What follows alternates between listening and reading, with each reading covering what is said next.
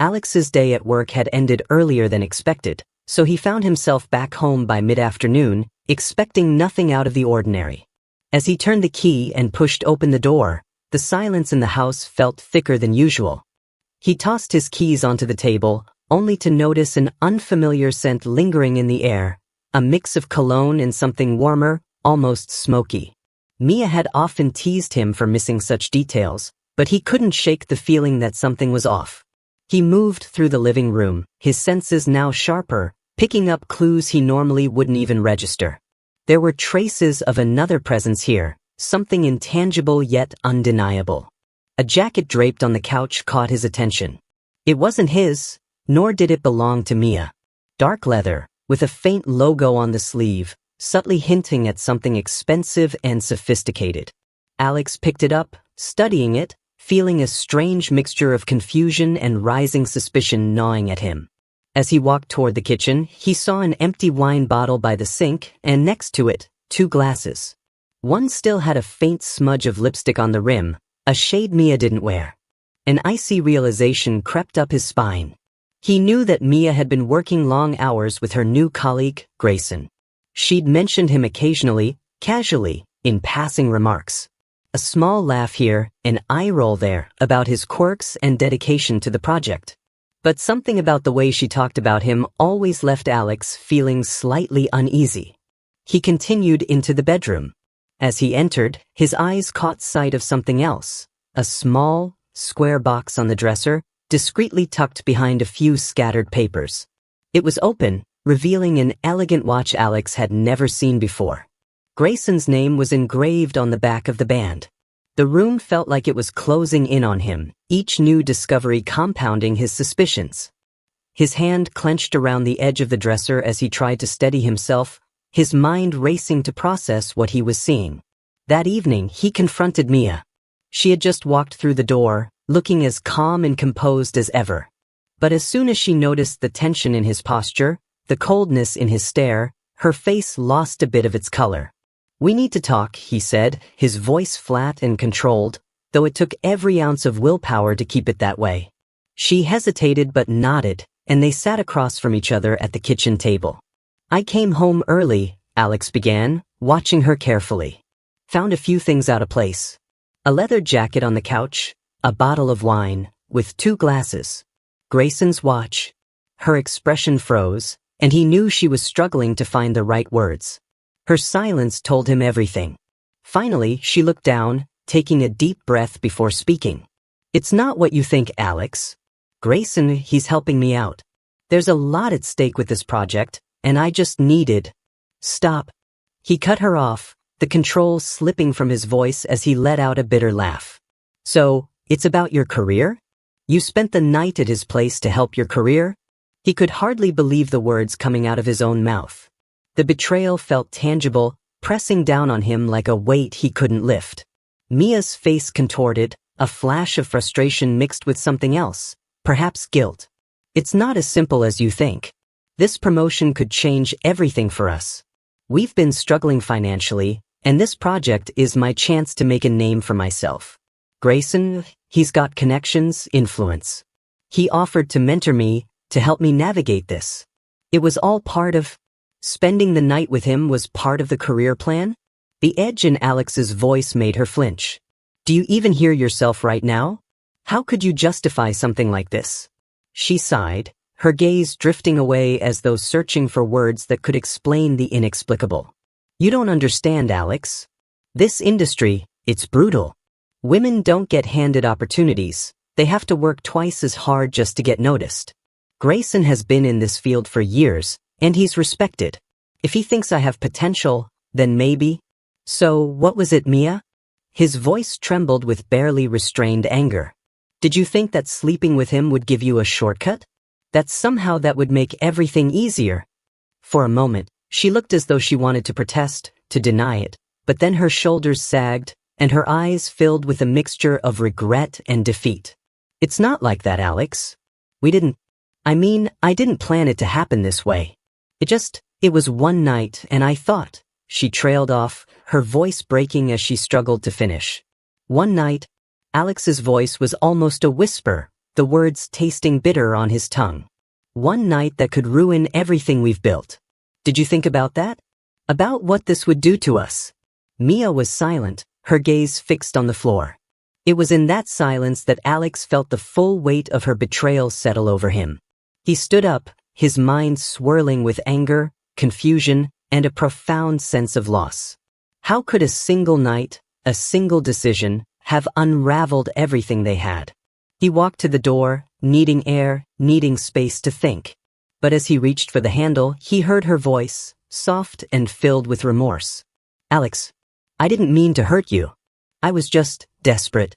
This job, this opportunity, I thought it would be worth the sacrifice. He paused, his hand gripping the doorknob tightly.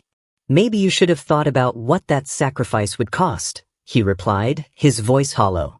Without another word, he opened the door and stepped outside, the cold air biting into his skin as he tried to make sense of the pieces of his shattered world.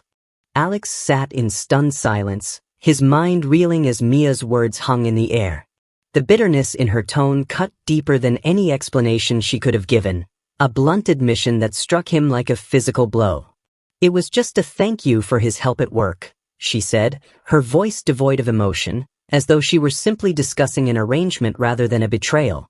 She didn't look at him as she spoke. Her eyes were focused somewhere distant, lost in thought, as if she was merely recounting a routine event, something inconsequential.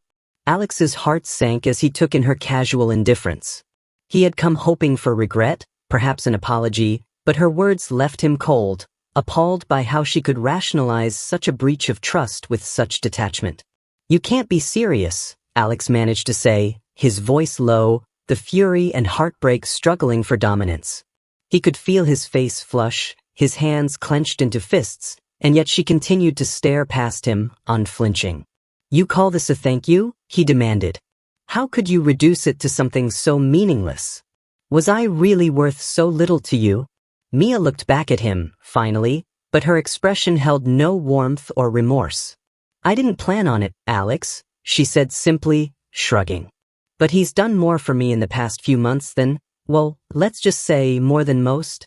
The implications of her words hit Alex like a storm. Was she comparing Grayson to him? To the years they had built their life together? The silence that followed felt unbearable, weighted by Alex's anger and disbelief. Desperate to make sense of her cold indifference, he pressed on, hoping that she would show even a trace of guilt or understanding. So, that's it? A thank you? He repeated, incredulous. Mia, that's your excuse? Do you even hear yourself? Mia sighed, brushing a strand of hair behind her ear, as if she was already tiring of the conversation. Alex, I know this is hard for you to understand, but things at work aren't easy. Grayson has influence, real influence. He pulled strings, got me into meetings I could never have been in otherwise. He's opened doors that weren't open for me before. So what? Alex shot back, his voice shaking. You decided that sleeping with him was the price to pay? You couldn't find any other way to show your gratitude? Mia didn't flinch. Instead, she looked him dead in the eye, her tone firm and unapologetic. I needed his support, Alex. And yes, I chose to thank him. I didn't expect you to understand. The dismissiveness in her voice was almost unbearable. She might as well have dismissed him from the conversation altogether. For a brief moment, he wondered if this cold, detached woman was someone he'd ever truly known.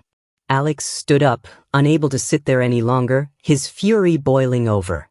He walked around the kitchen table, his steps fast and agitated, unable to reconcile this version of Mia with the woman he thought he had married. I don't understand. Mia, I've supported you every step of the way, through every late night and every stress-induced meltdown, and you repay me like this? His voice was rising, shaking with anger. How could you be so heartless? So unfeeling? Mia rolled her eyes, and for a moment, Alex felt as though he was looking at a stranger. Alex, I didn't say you weren't supportive. But Grayson, he has connections, he's respected, and he knows how to maneuver in the industry. You don't understand the politics at my job. This was just an arrangement that worked. An arrangement? Alex repeated, the word twisting like a knife in his gut. So what am I to you, Mia? Just another arrangement that works when it's convenient. He watched her face shift, a flicker of irritation breaking through her indifference. Don't make this about us, she snapped, her voice cold. This was about me, my career, and what I needed to do to get ahead. Not everything is about you. Not everything is about me. He let out a bitter laugh, his emotions spiraling out of control. Mia, this is our marriage. I thought I was part of it, but clearly I was wrong. You don't even seem to care about what you did. Mia crossed her arms, her posture defensive, her gaze still unwavering. What do you want me to say, Alex? That I'm sorry? That it was a mistake? She paused, as if weighing her words carefully, then looked at him with a hard expression that broke any hope he had left. I'm not sorry. I did what I had to do. The finality in her tone left Alex stunned. He felt as though the ground had disappeared beneath his feet, as though everything he thought he knew had been ripped away in a single, brutal moment. You're not sorry, he repeated, more to himself than to her, his voice barely more than a whisper. For a moment, silence stretched between them, thick and oppressive. Alex tried to compose himself, his mind a whirlwind of emotions, anger, betrayal, disbelief. His eyes fell on the jacket again, that damned leather jacket Grayson had left behind as if marking his presence, his territory. Alex wanted to scream, to demand why she thought it was okay to bring him here, to their home. But the words wouldn't come. Instead, he looked back at Mia, and in a voice laced with pain, he asked, How could you bring him here, Mia? To our home? Did you even think about what that would do to me if I found out? Mia looked away, her face set in a blank expression. It was just one night, Alex. We were working late, and it was convenient. That's all. She didn't even attempt to soften the blow, to offer any kindness or understanding. Her words were harsh, like cold, sharp stones cutting him down. Alex's heart ached, the betrayal settling deep within him, a permanent scar he knew would never fade. Convenient, he echoed bitterly. That's all this is to you, isn't it? A series of convenient choices, with no thought for the consequences. She shrugged. I did what I had to do. It's not like I expected you to find out, anyway. Her honesty, while brutal, was undeniable. Alex could see that she genuinely believed that what she had done was justified, that her ambition and her career were reasons enough to risk their entire marriage. Alex took a shaky breath, a dull ache spreading through his chest. He looked at her one last time, feeling the weight of every moment they had shared, every memory now tainted by her betrayal. I thought we were building something together, Mia, he said, his voice trembling. But you were willing to throw it all away for what? A leg up in your career? I didn't even matter to you, did I? Mia's expression softened for a moment, but only for an instant. She quickly masked whatever brief flash of emotion she had allowed to show, her gaze becoming cold once more. Alex, I needed to do this for myself. I can't apologize for that. If you can't understand, then maybe it's better if we both move on. Her words echoed in his mind, the implication clear, final. He could feel his heart breaking, piece by piece, with every syllable she uttered. He realized, in that moment, that the woman standing before him was no longer the person he had fallen in love with, and maybe she never had been. Without another word, he turned away, feeling the weight of her gaze on his back as he walked out. The sound of the door closing behind him was the only closure he would receive, a cold and empty conclusion to the life he thought he'd been building with her. Alex felt hollow after Mia's cold confession, the finality of her betrayal echoing in his mind long after he'd left their home. As he processed the empty words, a surge of anger overtook his grief. He couldn't let her walk away without consequences, not after she had treated their marriage like a mere stepping stone. Mia's ambition, her utter lack of remorse, her disregard for the life they'd built together, all fueled his desire for retribution. He decided he would hit her where it hurt most, her reputation. Alex wasn't about to act hastily. He spent weeks gathering information, carefully laying the groundwork for his plan. He contacted a few discreet professionals, people skilled at creating controlled chaos, a public relations expert who specialized in smear campaigns, a tech wizard with a talent for making private information mysteriously public, and a couple of actors who could be convincingly placed in Mia's work and social circles. Together, they devised a series of targeted disruptions that would paint Mia in the most unflattering light possible, and soon, the pieces were ready to be set in motion. The first act was subtle but effective. Mia had recently been appointed to present her department's progress at an industry conference. It was an event she'd been preparing for meticulously, an opportunity to solidify her reputation and, perhaps, catch the attention of more influential figures. 2 days before the conference, an anonymous email was sent to her entire department, containing screenshots of private messages from Mia to Grayson. The messages, heavily edited, appeared flirtatious and unprofessional, with just enough innuendo to spark rumors. The email was signed "A Concerned Colleague."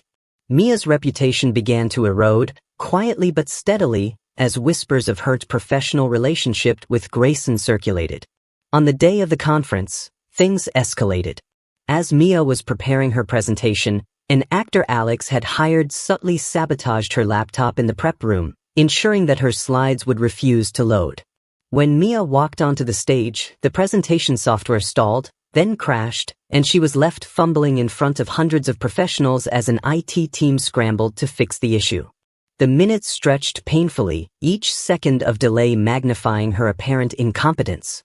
The tech was restored eventually, but by then, the audience's attention had waned. She stumbled through her presentation, visibly flustered and desperate to salvage the event. For someone as image-conscious as Mia, this was devastating. The next blow came soon after. During an informal work gathering at a trendy bar, Alex's actors moved in. They posed as attendees from another department and struck up conversations with Mia's colleagues, dropping casual comments about that night with Grayson and implying that Mia's career advancements weren't entirely based on merit.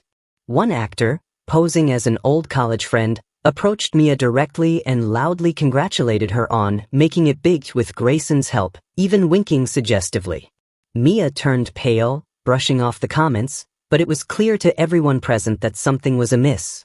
The room seemed to shrink around her, and she could feel eyes on her, quiet judgments being made. As the weeks went by, Alex's team continued to craft humiliations tailored to erode Mia's standing at work. She began to find herself inexplicably locked out of her email account during crucial times, with embarrassing automated responses popping up, claiming she was unavailable due to a personal crisis. During one meeting, as she shared her screen for a report, an image appeared, a suggestive, carefully edited photo implying a close moment with Grayson. Though quickly closed, the damage was done. Shocked silence filled the room before her colleagues began awkwardly looking away, trying to mask their amusement. She had no way to explain the inexplicable glitches that followed her like a dark cloud. As her work reputation plummeted, Alex arranged for a final, public humiliation at an industry gala, an event Mia had looked forward to for months. It was known that several top executives from other companies would be in attendance, potential future employers for Mia. Alex's team coordinated with a planted guest who would engage Mia in conversation about her connections with influential men under the guise of friendly interest. As they spoke, the actor loudly expressed admiration for Mia's dedication to her career, complete with knowing glances and exaggerated praise. The conversation was overheard by several nearby guests, and though Mia tried to laugh it off, the damage was done. A couple of key executives raised eyebrows, exchanging glances that clearly conveyed their disapproval. By the end of the night, Mia was isolated, forced to watch as her colleagues avoided her. The final act of Alex's plan was as painful as it was personal. He'd noticed that Mia's social media was a polished, curated collection of her best moments, designed to portray her as successful and sophisticated. Using information his tech contact had gathered, Alex orchestrated a breach, leaving her social media flooded with poorly edited screenshots of Hert's private messages with Grayson, alongside mocking posts about gratitude and career-building relationships. Friends, family, and colleagues who followed her account saw everything, and the reaction was immediate. She received messages from distant relatives, friends from college, and even her old mentor, asking why she would jeopardize her reputation for something so reckless. Her carefully constructed image crumbled overnight. Mia knew she had to confront Alex, knowing, even if she couldn't prove it, that he was somehow behind the string of humiliations that had destroyed her public image. When she finally did, Alex met her with a calm, cold stare. "How does it feel, Mia?" he asked, his voice dripping with a bitterness that had been simmering for weeks. "To see everything you built fall apart because of one convenient decision?" Mia's expression faltered, a mixture of rage and regret flashing across her face, but Alex felt no sympathy. He had handed her the consequences of her betrayal on a silver platter, leaving her to deal with the fallout of choices she had once considered meaningless. In the end, Alex's revenge was complete, leaving Mia to navigate the ruins of her reputation and career alone, with no one to blame but herself. In the weeks that followed Alex's calculated revenge, Mia's life unraveled with merciless speed. The once confident and poised Mia was now a shadow of herself, barely holding it together under the constant scrutiny and snide comments of her colleagues. It was as if the whispers had been waiting to erupt, like a volcano building pressure until it could no longer contain its molten rage. Mia entered the office that Monday, her usual meticulously groomed appearance slightly unkempt, eyes red-rimmed from lack of sleep. She had spent the weekend frantically messaging Grayson, trying to piece together how everything had spiraled so completely out of control. He hadn't replied, hadn't even acknowledged her attempts to reach him, and she was beginning to suspect that he might distance himself to preserve his own image. The whispers that had once been contained to a few snickers in the hallways now buzzed openly, passing from desk to desk in thinly veiled tones.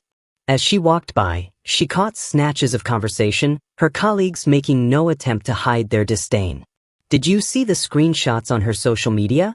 A voice hissed, accompanied by mocking laughter. "I heard she practically threw herself at him for a promotion. How desperate do you have to be?" Another snide voice added, "She's like a scandal waiting to happen.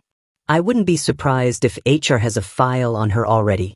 Mia's cheeks burned as she quickened her pace, her heels echoing down the hallway as she made her way to her office. Once inside, she shut the door and pressed her back against it, taking deep breaths to steady herself. But it was only a temporary refuge. There was a meeting in an hour, and her presence was required. As she entered the conference room, she could feel the weight of every gaze landing on her. There was a silence that hadn't been there before, the air thick with judgment and concealed sneers. Her manager, a stern man named Roger, sat at the head of the table, his eyes narrowing as she took her seat. He wasted no time launching into the agenda, but Mia could feel his gaze on her every so often, sharp and unrelenting. It was clear he knew, they all did. Halfway through the meeting, Grayson walked in. Her stomach twisted as she looked at him, but he barely met her gaze, his face impassive, as if she were nothing more than a stranger. He took his seat across from her, and the meeting continued, but Mia couldn't focus. The whispers, the tension, and Grayson's cold indifference, it all weighed on her until she could hardly breathe. Finally, during a brief break, someone at the far end of the table broke the silence with a snide remark, delivered just loud enough for the entire room to hear. "I guess some people will do anything for a promotion," he said, his eyes sliding towards Mia with a smirk. The room erupted in stifled laughter, the sound hitting Mia like a slap. Her vision blurred, her hands clenched into fists beneath the table. She looked around, searching for even a shred of sympathy, but found none. Even Grayson kept his eyes fixed on his notes, refusing to acknowledge her. The pressure finally cracked. Mia stood up, her chair scraping against the floor with a jarring sound that cut through the laughter. Her hands shook as she looked around the table, her voice trembling but fierce. "You want to know the truth?" she said, her voice rising above the murmurs. "Fine. I'll give you the truth." Her gaze fell on Grayson, a mixture of anger and betrayal burning in her eyes. "Yes, I had an affair with Grayson. We slept together. I did it because I thought he'd help me advance in this company. I thought it was the only way." The laughter died instantly, replaced by stunned silence. Mia felt her heart pounding, each beat loud in her ears, but she couldn't stop now. Words poured out of her, fueled by anger and a twisted sense of relief. "I worked my entire life for this job," she continued, her voice breaking. "I was told that hard work was all it would take, that dedication would be rewarded. But none of you know what it's like to feel invisible, to be overlooked over and over again. I thought maybe this would change things. The room remained silent, her colleagues staring at her with a mixture of shock and pity. Some exchanged glances, their expressions unreadable, while others looked away, as if unable to witness the full extent of her humiliation. Grayson finally looked up, his face a mask of cold indifference. He cleared his throat and spoke, his tone measured and detached. "Mia, that's quite an admission. But you know that's not how things work here. Relationships with colleagues are against company policy, and this," he gestured towards her with a dismissive wave, "is entirely inappropriate." His words sliced through her like a knife. She had hoped, even now, for some acknowledgement, some sliver of understanding. But his voice held no warmth, no compassion. He was distancing himself from her, saving his own skin as she drowned in the consequences of her confession. Roger, their manager, leaned forward, his expression stern. "Mia, given what you've just admitted, I don't see how we can allow you to continue in this role. This company has a reputation to uphold, and frankly, your actions have damaged that reputation beyond repair." Mia's legs felt weak, her vision swimming as she took in the gravity of his words. Everything she had worked for, everything she had sacrificed, was slipping through her fingers like sand. She had given her life to this career, only to lose it all in a single, desperate moment. "But, Roger," she stammered, her voice barely a whisper. "Please. I just wanted—" But the words wouldn't come. She could see the finality in his eyes, the judgment, the complete lack of sympathy. She was alone in this. Roger gave her a final, cold look. "Pack up your things, Mia. HR will contact you regarding the terms of your exit." Numbly, she nodded, her hands shaking as she gathered her belongings. As she left the conference room, she felt the weight of every gaze on her, the whispers resuming as soon as she was out of earshot. Her face burned with shame, her mind racing with regrets. She had thought her confession might release the pressure, might give her some small relief. But all it had done was seal her fate. She returned to her office and began packing up her things, her hands trembling as she placed each item into a box. Photos of friends, awards she had won, mementos of years spent climbing the corporate ladder, they all felt meaningless now, relics of a life she no longer recognized. Her phone buzzed with messages, notifications from friends and family who had seen the explosion on social media. The story was out, the scandal was public, and there was no going back. As she left the building for the last time, Mia felt a wave of exhaustion wash over her. The career she had fought for was gone, her reputation destroyed, and all she had left was the empty silence that followed. She knew that Alex had orchestrated her downfall, and while she wanted to feel anger, all she felt was a hollow sadness. She had chosen ambition over love, manipulation over honesty, and now she was left to face the consequences alone. As Mia staggered out of the office that last time, humiliated and broken, Alex was already a step ahead, putting the final pieces of his revenge into place. The following day, as Mia lay crumpled on the couch in the apartment they once shared, exhausted and numb from her public confession and now jobless, Alex quietly entered. Without meeting her eye, he went to their shared desk and pulled out a folder, thick with documents and legal papers he had been gathering. "Sign these," he said flatly, setting the documents on the coffee table in front of her. She looked up, dazed, her eyes bloodshot. What is this?" "It's over, Mia. We're done," he replied, his voice as cold as steel. He opened the folder and pulled out a neatly typed divorce petition. She stared, her hands trembling as she reached for it, her mind spinning. "I can't believe you're doing this now, Alex," she choked out, her voice weak and laced with desperation. "After everything we've been through, after everything you put me through, everything I put you through?" He laughed bitterly, folding his arms across his chest. "Don't make this about me, Mia. You destroyed this marriage the moment you decided your career was more important than us. I'm just making it official." Her eyes widened as she flipped through the pages, quickly realizing he wasn't offering a single penny in support. The carefully written terms left her entirely without financial help, and he was filing on grounds that would leave her with nothing. "You can't just cut me off," she said, her voice breaking. This apartment, these savings, they're ours? Alex shook his head, holding up a USB stick, its black casing glinting in the light. This is insurance. I have the video evidence, Mia, of you confessing to the affair. It'll hold up in court, trust me. I also have records of our finances, how I funded almost everything while you were spending all our savings on whatever career obligations you thought were worth it. He let the words sink in, watching her face fall as realization set in. Her voice was barely a whisper as she pleaded, Alex, please, we can work something out. I made a mistake, but we don't have to do it like this. A mistake, he repeated, his anger flaring. A mistake would have been one night, an apology, regret. But you didn't regret anything. You thought I wouldn't find out, that you could go on as if nothing happened. You broke this, Mia, not me. Now it's my turn to finish it. With that, he retrieved their joint bank account statements from the folder, showing her the balance, strikingly low compared to what it had been only a few days ago. Alex had already moved the majority of their funds into a separate account, leaving just enough in the joint account to cover any immediate bills and severing her access to their savings.